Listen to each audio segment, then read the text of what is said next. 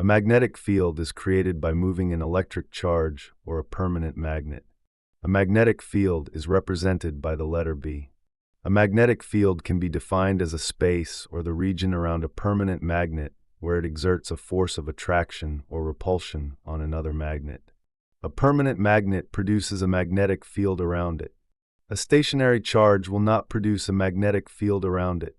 Magnetic field due to moving charges can be defined as a space or region where a force is experienced around a moving charge.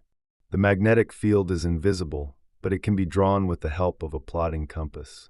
Magnetic fields play a key role in high school physics, covering both theoretical concepts and practical applications. Here are the main uses of magnetic fields in the high school curriculum. Number 1.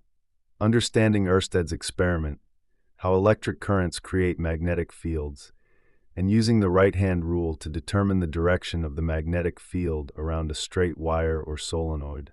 Number 2. Lorentz force, the magnetic force on a charged particle moving through a magnetic field.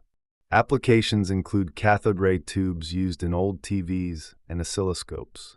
Number 3. A magnetic field calculates the force of a current-carrying wire with the help of a formula.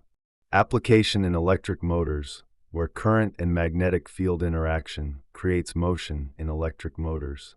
Number 4. Faraday's law, where a changing magnetic field induces an electromotive force, EMF, and Lenz's law, which states that the direction of induced current opposes the change causing it. Applications include generators, transformers, and induction cooktops. Number 5. Circular motion of charged particles in a uniform magnetic field, which is used in cyclotrons and mass spectrometers.